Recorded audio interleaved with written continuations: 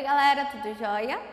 Novamente professora Divina, para mais uma aula do nosso componente curricular de ciências. Nós iremos para a aula 8 hoje, tá? Nós iremos falar um pouquinho mais sobre a origem da vida, vamos falar sobre a diversidade dos seres vivos, né? Da biodiversidade, criacionismo, fixismo e falar aí de Lamarck e de Darwin. A aula passada a gente discutiu sobre as teorias da origem da vida, as teorias dos primeiros seres vivos, como eles se alimentavam, né? Quais foram as hipóteses criadas, quem foram os dois grandes cientistas que fizeram marco na história, dizendo que, refutando a teoria da biogênese e colocando a teoria da biogênese ali, tá bom? Nosso conteúdo de hoje, tá? Está no portal, no seguinte endereço, www.educacãopalmas.to.gov.br, beleza?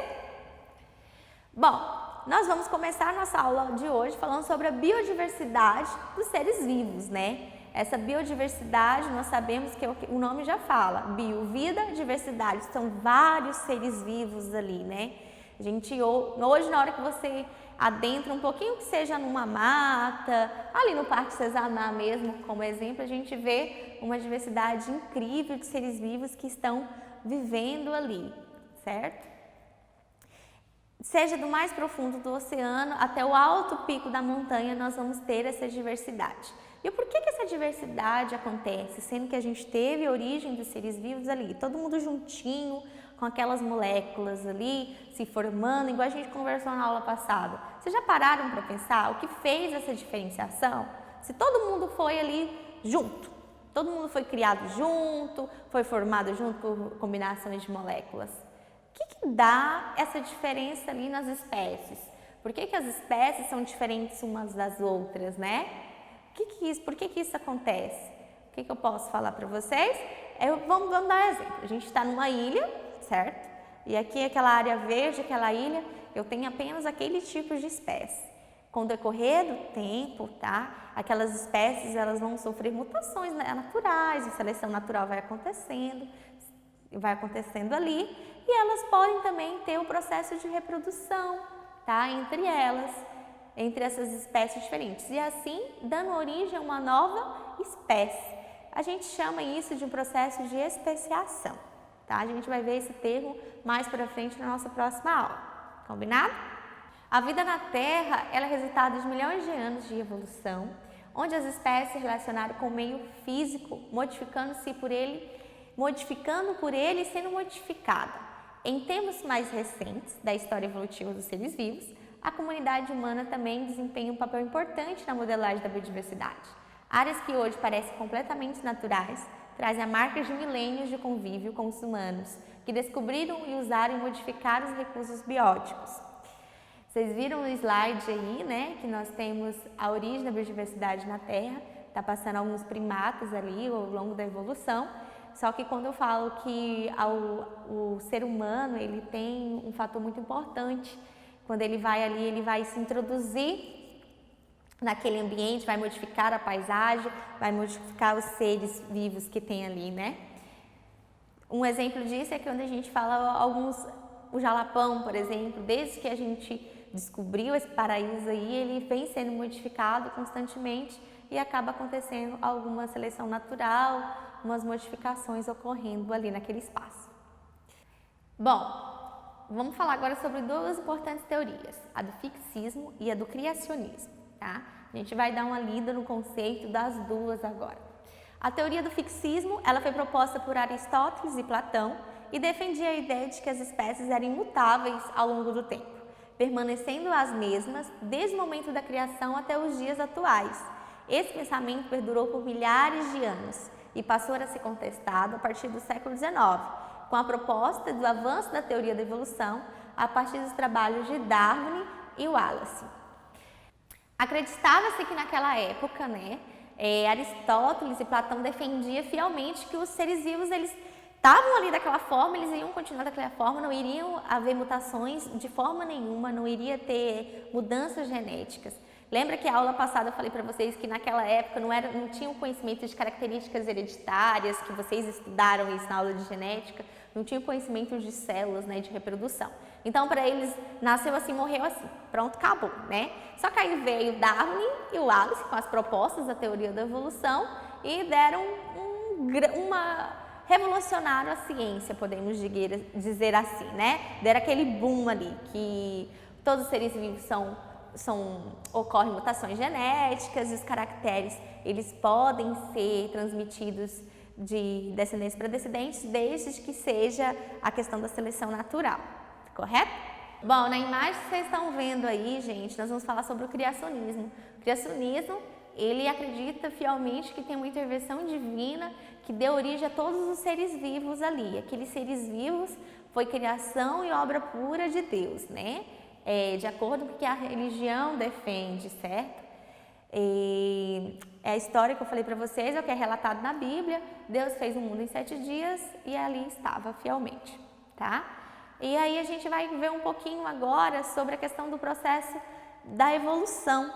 Nós vamos falar agora sobre um grande cara, que é o chamado de Lamarck, tá? Lamarck foi um grande cientista, que ele deu início ao processo da teoria da evolução ali, junto com um pontapé para Darwin iniciar, né? Lamarck, ele sustentou o progresso dos organismos, tá? Que eram guiados pelo ambiente. Se o ambiente sofre modificações, o organismo procura se adaptar a ele. Nesse processo de adaptação, um ou mais órgãos são mais usados do que o outro, que é a lei do uso e desuso dos diferentes órgãos, tá? Lamarck, ele estabeleceu duas teorias, duas grandes leis, que seria a lei do uso e desuso, ou seja, quanto mais eu uso um certo órgão do meu corpo, mais ele vai se desenvolver. Se eu não uso um órgão no meu corpo, vai acontecer o quê? A hipertrofia, ele vai perder o sentido para mim. Que é o que aconteceu na imagem que vocês acabaram de ver ali, tá? Que é a girafa. A girafa, para ela se alimentar, o que ela tinha que fazer? Recolher, né, aquelas plantas, o alimento dela, da altura dela. Digamos, eu tenho uma girafa pequena, uma média e uma grande. A minha girafa pequena, ela vai conseguir sobreviver durante o período de inverno. O pasto está verde, tem mais folhas verdes na base da árvore. Se por acaso veio o verão, veio a época da seca e eu só tenho folhas na copa da árvore, quem que vai conseguir? A minha girafa grande, certo? A grande e talvez possível a média. Só que Lamarck que acreditava que aquela girafa pequena, ela ia usar tanto o pescoço, esticar tanto o pescoço para comer aquele alimento, que o pescoço dela ia se alongar.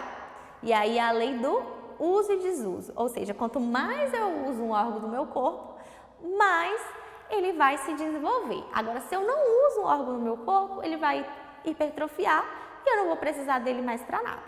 Lamarck estabeleceu outra lei através dessa proposta dele, que é a lei dos caracteres adquiridos, ou seja, aquela girafinha pequena ali de pescoço pequeno, ela ia alongar o pescoço dela e esse pescoção dela alongado ia ser passado de pai para filho e por assim ia na descendência dessa, ou seja, uma característica fenotípica, né, uma característica dela, física, ia ser passada de geração em geração. Nós, como já temos conhecimento com a genética, nós sabemos que isso não pode acontecer. Que os caracteres adquiridos, tá, só são repassados de pai para filho se estivesse no nosso DNA, né, lá na questão da genética. Se tiver na minha genética, eu vou passar para o meu descendente. Agora, se não tiver na minha genética, eu não vou conseguir passar para o meu descendente, né? Era só que Lamarck defendia a lei do uso e desuso e dos caracteres adquiridos repassados ali. Você imagina, quanto mais eu uso, digamos assim, sou sedentária, não vou correr. Então, quanto mais eu não uso as minhas pernas para correr, elas vão se atrofiar, ou seja, minha próxima descendência não vai precisar das minhas pernas. Um exemplo hipotético para vocês poderem compreender melhor, tá? Agora nós vamos falar um pouquinho de Darwin. Como vocês estão vendo na imagem aí, tá? Darwin e Wallace, eles contribuíram com o estudo da teoria da seleção natural, em que diz que qualquer grupo de espécies, todos os indivíduos possuem ancestrais em comum em algum momento da história evolutiva. Assim, são descendentes deles com modificações que resultam da seleção natural. Indivíduos da mesma espécie, mesmo que parentes próximos possuem variação entre si, o que é resultado de mutações ou reprodução sexuada. Algumas dessas variações são hereditárias, ou seja, podem ser transmitidas para a geração seguinte, tá? Darwin e Wallace, eles se encontraram. O Wallace ele iniciou os estudos sobre a teoria do evolucionismo, né? A questão da seleção do mais apto, tá? E Darwin, numa viagem que ele fez, né, a bordo do famoso navio de Beagle, ele fez uma grande viagem onde ele começou a observar todos os seres vivos e ele postulou primeiro a sua pesquisa em alguns pássaros, né, que ele encontrou na ilha de Galápagos. E daí então ele chegou, leu o documento ali com Alice e aí então os dois criaram a teoria do evolucionismo. Darwin, quando a gente fala em teoria da evolução, em seleção natural, em questão de ser mais apto, Darwin sempre aparece primeiro, justamente por causa do livro que ele chegou a publicar, né? A Origem da Vida. E ele chegou a publicar esse livro sozinho, mas o Wallace também contribuiu nesse sentido da história da ciência, tá? O que eles defendiam, gente? Eles defendiam a questão de que não era o mais forte, era sim o mais apto à sobrevivência, que iria se manter e repassar suas características genéticas para aqueles outros. Lembra o exemplo das 3 girafas? A pequena, a média e a grande? Se por acaso eu tivesse alimento só no alto da árvore, quem ia sobreviver? Somente a minha girafa grande. A minha girafa pequena, o pescoço dela não ia alongar, ela ia morrer de fome ali. A média, ela ia sobreviver até meados ali. E quem ia sobreviver mesmo durante todo o período? A girafa maior, certo? E sendo assim, ela ia reproduzir e as suas características de pescoço maior iam ser passadas durante seus descendentes, tá? Então era isso que ele acreditava.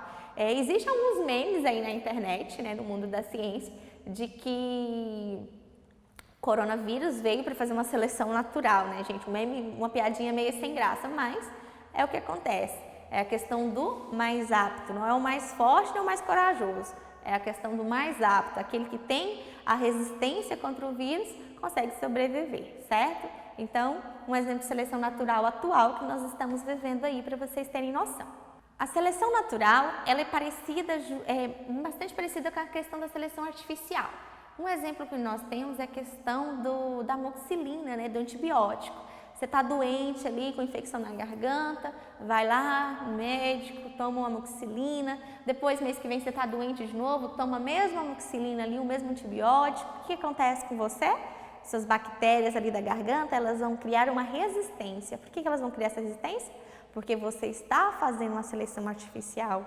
Você está fazendo com que todo mês ele receba a dose da mesma medicação e essa mesma medicação, ela vai criar resistência, vai selecionar ali aquelas bactérias. Existem as bactérias que vão morrer e existem aquelas que vão sobreviver. E quando vier novamente, elas vão estar lá firmes e fortes, que o antibiótico não vai fazer efeito, tá ok? Existem algumas diferenças entre a teoria de Lamarck e de Darwin, né? Darwin versus Wallace, não vamos esquecer o coitado lá não, né? O que essas diferenças aí? Lamarck acreditava na lei do uso e desuso, né? E dos caracteres adquiridos eram repassados. Um exemplo que nós temos, que eu falei para vocês, é a questão da girafa, né? A girafa, quanto mais ela comesse alimento no alto da árvore, maior o pescoço ficaria, certo? Aí um exemplo dos dias de hoje são aquelas mulheres girafas lá na Tailândia, tá? Que elas colocam, de acordo com a idade que vai acontecendo, a idade delas, elas vão ganhando anéis no pescoço. E cada idade que ela vai passando é um anel a mais, ou seja, o pescoço fica lá em cima, certo? Se fosse por Lamarck, o que aconteceria? A filha daquela mulher teria o pescoço longo, né? Alongado por causa do uso, ou seja, alongou o pescoço. Outro pesquisador aí fez também a questão do experimento com os ratos. Ele cortou o rabinho dos ratos, certo? Cortou todos aqueles rabinhos e aí os ratos, fizeram o cruzamento, né, dos ratos, só que a geração que foi dada, todos tiveram rabos, né? Porque as nossas características fenotípicas, gente, as nossas características físicas, elas não são passadas de pai para filho. Sabe aquelas pessoas que fazem cirurgia plástica, colocam nariz, tira a bochecha, coloca peito, bunda, essas coisas, modifica o corpo inteiro. Aí vai lá, conhece um cara bonitão, modificado o corpo também, e de repente o filho nasce que não é nada a ver nem com o pai nem com a mãe. Por que que é isso? Porque o filho herdou as características genéticas, né, deles, não as fenotípicas. O filho não vai herdar o narizinho arrumadinho que ela pagou ali no cirurgião plástico para fazer, tá bom? Então essa é a diferença. E já Darwin acredita na questão dos caracteres que são geneticamente modificados, que vão ser repassados de descendência para descendência.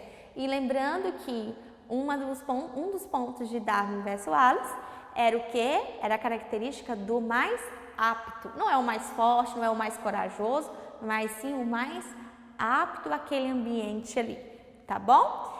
Bom, pessoal, nossa aula de hoje a gente viu aí sobre Lamarck, sobre Darwin, sobre a teoria do fixismo, a teoria do criacionismo, né? A gente viu sobre a origem da vida, da diversidade na Terra. E aí eu espero que esses conceitos tenham ficado claros para vocês, ainda mais que a gente tentou trazer um pouquinho para a atualidade hoje. E que vocês realizem atividade com êxito, a atividade nossa está na plataforma, tá? Aqueles que não tiverem acesso à internet, lembrando que podem ir na escola fazer a retirada do material, tá bom? Até a próxima aula!